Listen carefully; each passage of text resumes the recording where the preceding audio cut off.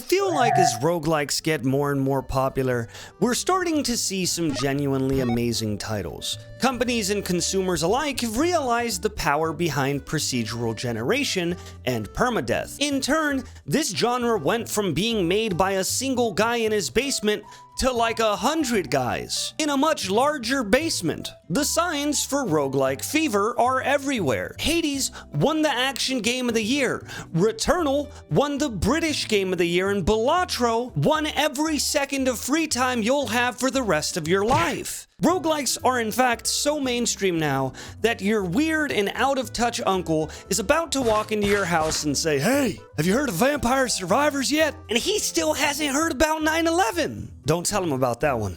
It'll break his heart. Knowing this, everyone is trying to cash out on the roguelike fever, adding little roguelike modes into their titles, or just investing a ton of resources to try to make the next big thing. For some of us, this is amazing. I personally remember when the only choices we had were Spelunky and Chocobo's Dungeon 2 for the PlayStation 1. And now you're trying to tell me that I could play a blockbuster like Dead Cells on a Cells phone? For a lot of other people though, roguelike hype isn't great. The very concept of a roguelike is so confusing, and it's actually pretty hard to get into, which is probably the reason why Balatro is as popular as it is, because it presents the formula in a way that is simple to ingest without watering it down to the point of being unrecognizable. And noticing this, I thought that I would go out of my way and put together a list of games that were somewhat similar. I'm gonna tell you about 4 incredibly simple new roguelikes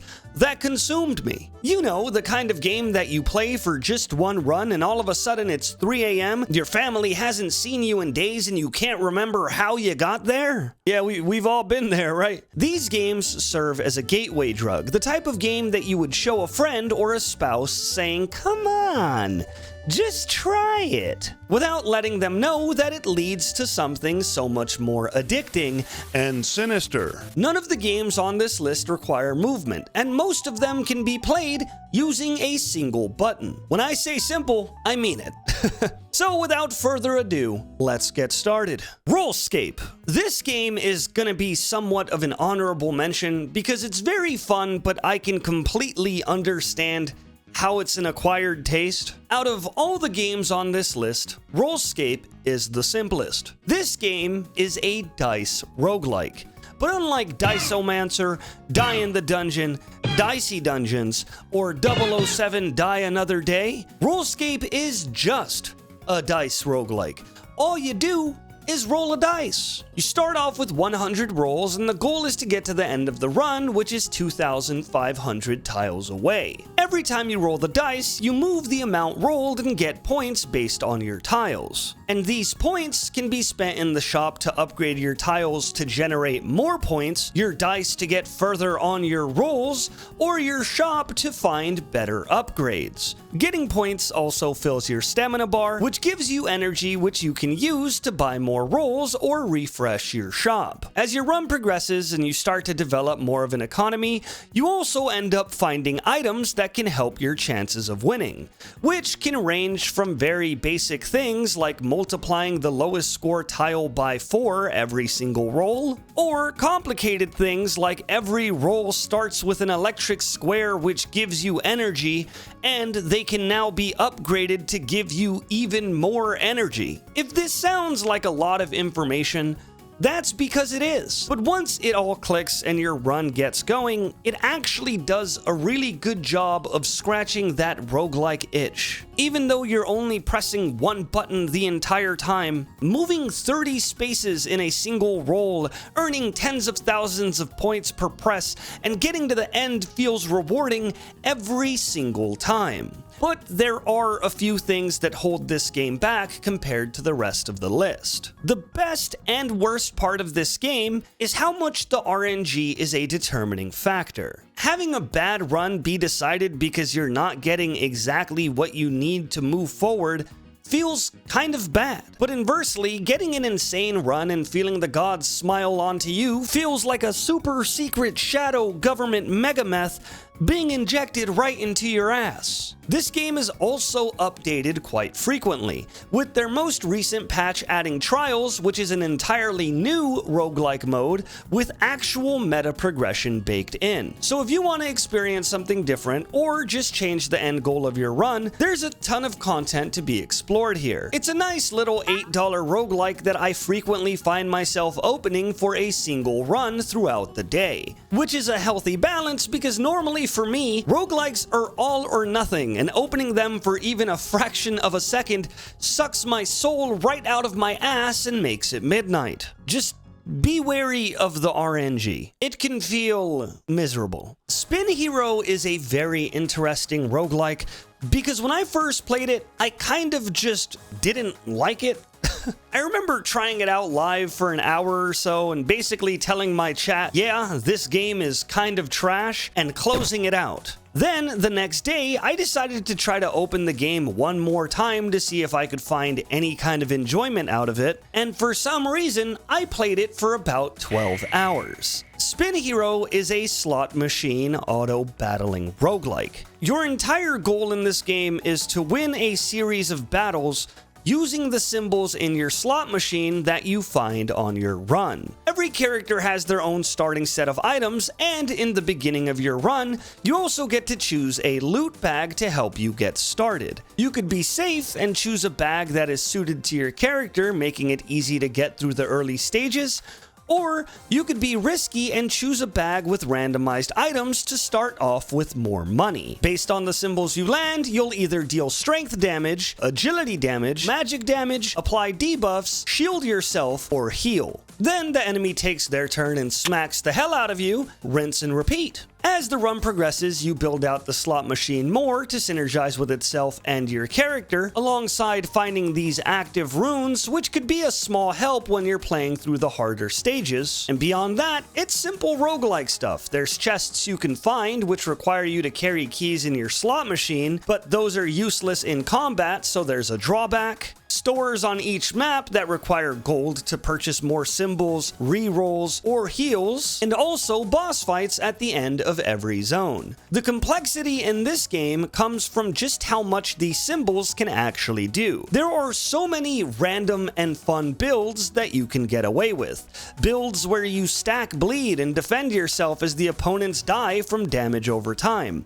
Or builds where you go only axes, and since axes make adjacent axes deal more damage, you end up hitting like a freight train. There's symbols that stack, symbols that decay, symbols that eat decayed symbols. The only symbols this game doesn't have are these. As you start to get more W's under your belt, you unlock varying difficulties to play, and all the characters available have different passives that you could unlock as well to change your run. If you're a fan of roguelikes because you like being innovative and mapping out a game plan, this game is for you. But again, like the last one, we do have a couple of negatives. The first being that the game is kind of limited. The core of it is amazing and there are things to unlock, but beyond that, there's really nothing else. There's no effects when you win, barely any music, animations, or sound effects at all. It very much feels like it should have been a phone game because of how lacking it is on the content front, and if I could just be honest, it's kind of bare bones for the $8 price tag.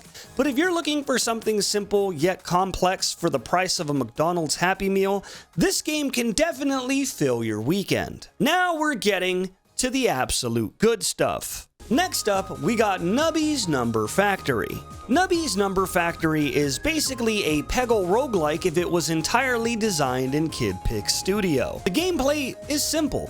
You aim this little guy right here, Nubby, at the pegs on the board. Your goal is to gain enough score to survive a round by hitting pegs and accumulating enough points. The board has a set number of pegs, which all have varying amounts of value in them, and all you gotta do is hit the bigger values. That's it. Next game. Just playing. This guy thought I was serious. Get him.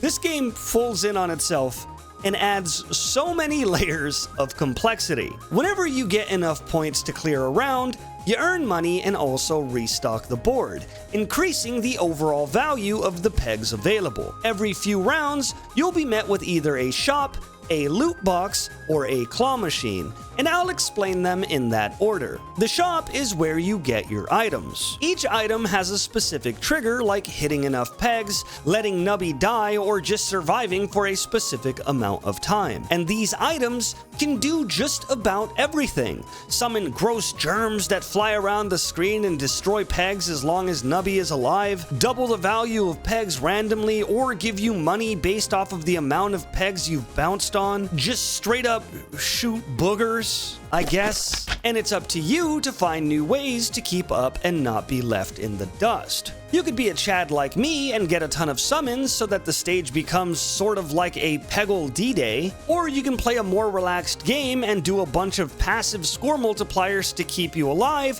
while you change your diaper like a little baby. You can also buy extra item slots up to a maximum of 7, and then you could go into the cafe and buy food to replenish your lives, give you gold, give you rerolls within the shop, and a lot more. If you're a famous hip-hop artist, you're gonna love this next part. This game also has perks. Perks are passive upgrades you grab from loot boxes, which can add another layer of depth to the game.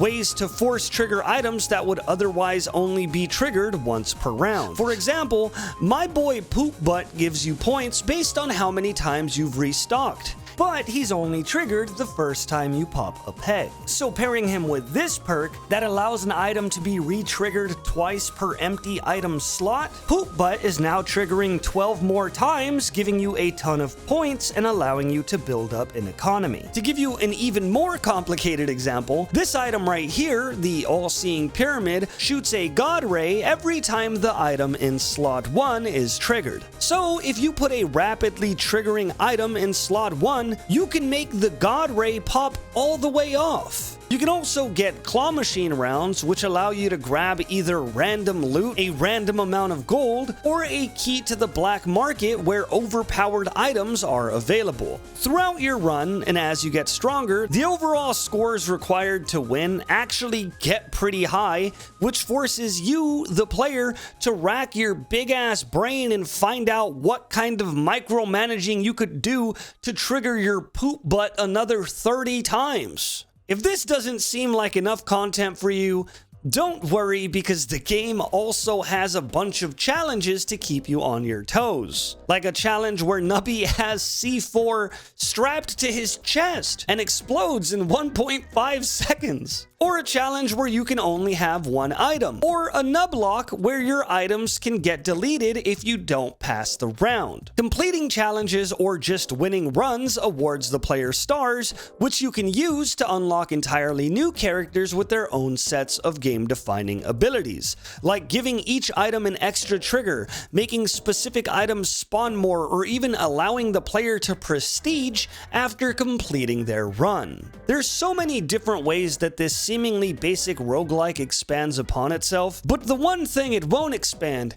is its price, because it only costs $5. Don't let them know I told you though, or Criminal Tony is gonna find me and make me eat my kneecaps. And now for our final game of the list. The roguelike that kind of surprised me the most in the last 12 months. Talented is my roguelike sleeper hit of the year, because it's so unassuming. You could easily look at this gameplay and think that it's something you would find on like a Flash game website in the middle of high school. But this game is nuts. It's basically a tower defense game where you are the tower. Instead of spawning other defenses, your goal is to simply get stronger by defeating waves of enemies that get harder per night. There are 4 different lanes which will send wave after wave, and you fight them off using the arrow keys, making this game feel like a rhythm game without a song. Unless we count the funeral bell, which you'll probably be hearing a lot. But the aspect of this roguelike that completely won me over is the unlimited skill tree. Every night, you spend the skill points that you earned fighting monsters on a procedurally generated infinite skill tree. Yes, you heard that correctly. Procedurally generated infinite skill tree, making each run feel like playing through the entire campaign of something like Diablo. Each character has 4 active skill slots, one which you start with at the beginning of the game, and the other 3 skills you could find within your skill tree. Since there are no items in this game, the upgrades and build paths are all very character specific. The current roster of 6 characters all bring very unique playstyles that completely change how you interact with this otherwise simple game. The archer, for example, is as basic as it gets. You shoot arrows, you level up your range and your attack speed, and your abilities use battery charges that can be dropped by enemies. The archer's spells range from shooting faster, getting aimbot so that you always aim where you're supposed to alongside attack speed, shooting homing rockets or orbital arrows and stim packs that can heal you. The bandit has a gun that has to reload, but also has an entire gold mechanic that no other character has. He can find coins from enemies, which can also be spent within shops that only he can visit to buy extra perks and upgrades. But some of his abilities scale off of how much gold he's actively carrying, which makes playing him a balancing act of knowing how much gold to spend while also trying to keep your damage up. His abilities include mag dumping, throwing dice that deal damage based on luck, and throwing your money at people, which deals damage based off of your money. Don't think that's weird enough? There's a warrior in this game that is melee. Yes, his sword can only reach like 2 feet in front of his face, but he can generate size, which makes him bigger, has passive life regen, and can also spend life to increase his attack speed alongside his other stats as well. I am barely scratching the surface here because there are so many abilities in this game. In fact, in doing my research for this video, I actually looked up tier lists to see which abilities were the best on which characters. Like, I just never picked them up. Some of the abilities are game-breaking, and some of them are kind of trash, but that variety is what keeps you coming back for more and more. And this game always gives you such a complete experience and is like the exact reason why I fell in love with roguelikes in the first place. Talented is so good. Like, it's so good. And I don't think any words I say are gonna do this game justice. Just know that if you do go out of your way to try this game, I can almost guarantee it's gonna fuck up your productivity for like the next 5 days. It has done it to just about all of my friends. So there you have it, 4 somewhat simple roguelikes you can use to gaslight your friends into playing this genre. I hope you enjoyed this video, and if there's any roguelikes you want me to try out, please let me know in the comment section below so that I can make another video like this, because I'm sure you could tell I love roguelikes. I think that's all I gotta say. Thank you for watching, and I'll see you in the next one. Adios, goodbye, bye-bye-bye.